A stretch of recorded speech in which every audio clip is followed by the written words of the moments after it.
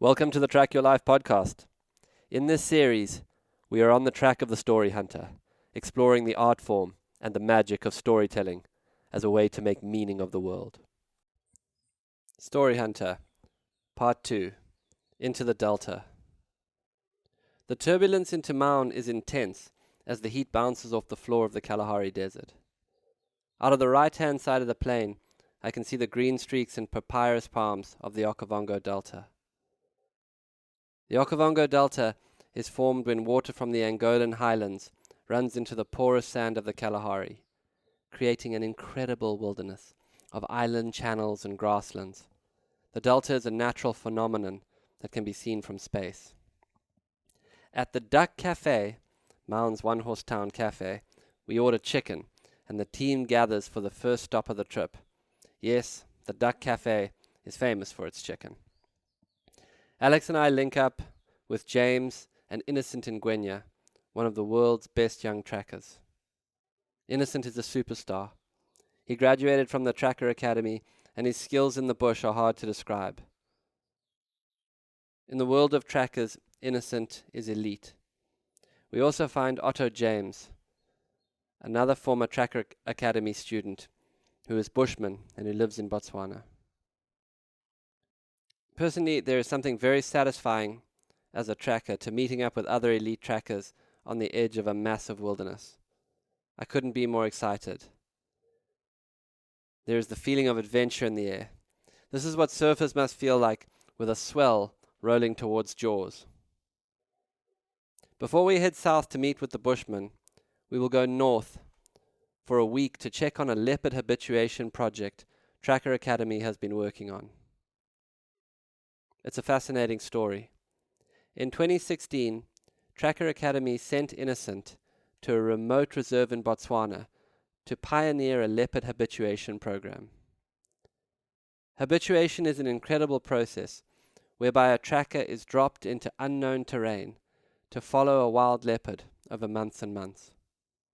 Using his tracking skills to find the animal each day, he slowly builds a relationship of trust with that animal. The process starts by finding the animal on foot using tracking. Over time, you show it you mean it no harm. This process can take months and months. Eventually, the animal becomes calmer, slowly starting to allow safari trucks to approach it in order that tourists may in fact view that animal. It's important to stress that habituation is not taming. No, not at all. The animal remains as wild as ever. However, it becomes relaxed enough through the constant presence of trustworthy humans to allow itself to be seen. It's funny, as I think about it, the principles of habituation track right from the building of a healthy relationship. You have to have a clear intention. In this case, it's to build a safe relationship with that wild animal. You must act in good faith, take time to build trust, be respectful and learn to listen. You must learn to be attuned. If the leopard exhibits any discomfort with your presence, you must respect its boundaries and give it space. Over time, that will result in more trust. More than anything, habituation, like relationship, is a commitment to taking the time to build trust. The result of having wild leopards that allow themselves to be seen is almost impossible for a game reserve to quantify. If the habituation process is successful, suddenly whole reserves, wild areas where animals are being protected, become viable. Tourists pour in to see that most elusive cat, the leopard, resulting in the ultimate protection of the land and the development of a local economy. We drive north from Maun over dusty wild roads into the delta. It's a vast and beautiful wilderness. Elephants and roan cross the road in ghostly paths of cloudy dust. The dry ground is pummeled with tracks of wild creatures.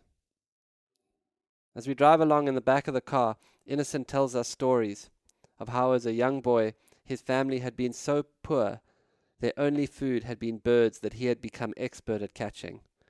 Mvoi says, brother in Shangaan, if I didn't catch a bird, we would be starving. Innocent is one of those trackers who has known a hunger that will make you wild. He tells us about his months working on the habituation project. Hundreds of hours spent alone following leopard tracks. His words sharpened my focus. Mvoi says, brother, this place is wild. The elephants here can be aggressive.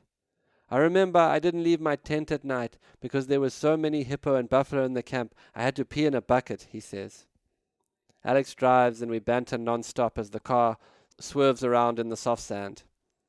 It's hard to describe, but it feels like the deeper we go into the wild, the more at home we feel. I realized that I needed this. I needed the space and the uncertainty. I needed an adventure for the health of my spirit in some ways. In modern life, we always seek to make ourselves secure and safe when the spirit of a person is not enlivened by the secure. Why do we do that? Why do I always let myself get so far from what I need?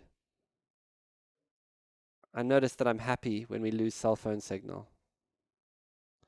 Over Innocent's time working in the wild, he was able to habituate 2 female leopards, both of whom went on to have cubs in the area. The reserve went from seeing no leopards because they had previously been hunted, to currently reporting 8 leopards that are being seen on a regular basis. Over the next few days, our mission is to get back on the ground and track and find leopards as a way to continue to assess the success of the project. The Bushman will have to wait a few days. I've never been to the Delta, and the beauty of the land is hard to describe. Huge trees, crystal clear water, wild game-filled vistas are suddenly all my eyes can take in. And I can feel I'm in that period of adjustment that comes when you go into the wild. My nervous system is changing. My heart rate is calming. And it feels like the world I left on the brink of war is fading in my consciousness to a world far more true. Maybe this wild place is the real world we've all forgotten. At the same time, immediacy takes my psyche. I must watch where I step. When I stroll to the camp ablution, I need to be aware or be skewered by the horn of a buffalo. I must wake up. The wild enforces presence. Most accidents that happen in Africa happen in the camp. If there is a blessing that is almost impossible to quantify, it's getting to be with my fellow trackers. We're part of a small club. I think of that slogan on some surf brand, only a surfer knows the feeling. It's true for tracking, but perhaps even less people know the feeling. So few modern people know how to flow on an animal's trail. We're a community with a secret practice, and the value of sharing this rare common ground is a profound gift to me. I think that maybe community is an intimacy of understanding born of unique shared experience. And it's what we most long for in these times. Innocent in particular is a master. He's one of those people who being around him sets my imagination on fire. He won't eat before tracking, knowing hunger focuses a tracker in a primal way. When he follows a trail, he moves at speed. He predicts where the leopard might walk, as if he has entered into the psyche of the leopard. His level of skill is inspiring. A community is also where we set goals of excellence and mark our skill against mentors. Innocent likes to work alone, but is prepared to teach those around him. What Innocent achieved in the Delta is remarkable on multiple levels. On the level of tracking, he was dropped into a 280,000 hectare wilderness with no local knowledge. He orientated himself, learnt the terrain, discovered the tracks of Africa's most elusive cat, and began to follow and find it on a regular basis. His skill was such that he found the leopard with incredible success, an act that required resilience, endurance, and courage. He faced risks and harsh conditions. He had to avoid dangerous situations and rely on his own wits and skills. On more than one occasion, he was charged by an aggressive male lion, and on another instant, chased by elephants. It took character and grit to achieve what Innocent achieved. Building a relationship takes these things: character, grit, passion, endurance. And the results for the reserve have been incredible. There is something else about this section of the trip that is profoundly special beyond what Innocent achieved personally as a tracker. To habituate a leopard is not to tame it.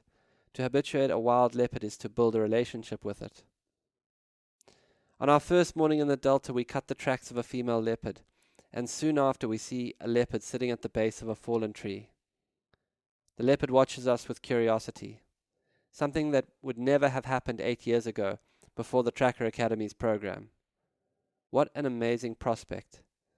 The idea that we can rebuild our relationship of trust with wild creatures. What does this one example mean for the relationship between humanity and nature everywhere? Our relationship with nature and its wild creatures can be rebuilt.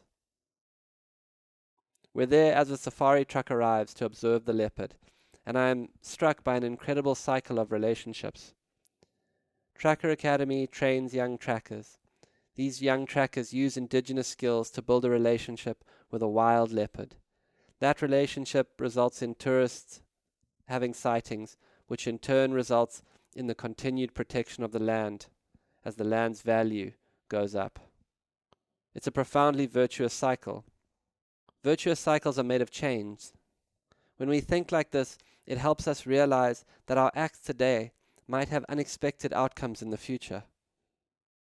What part of the chain could our action be? Certainly when Tracker Academy was formed, we could never have known that one of the benefits would have been habituation programs. When we step towards our passion, we step towards the virtuous. I'm lying under a tree as I record this. My fellow trackers are talking quietly around me. There is a beautiful stillness to the Okavango at midday.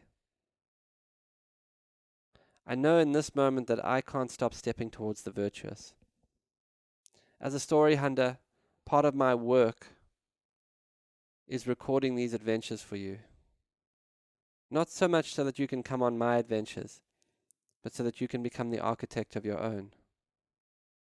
What virtuous cycle might you set off today if you took one step towards a passion or a relationship? What story are you hunting? What wild part of yourself might you track and build a relationship with? I don't know yet. All I know is that I'm on a journey. I am here, a tracker, following the track of my own life into wild places, into a story that is still unfolding. And I'm glad I get to do it with you, fellow story hunters. Thanks for listening to another episode of the Track Your Life podcast with Boyd. To begin your own story hunting journey, sign up to the online course on Boyd's website, or just find him on Instagram, X, or your favorite podcast player. Please rate and review this podcast so that more people can find and enjoy it.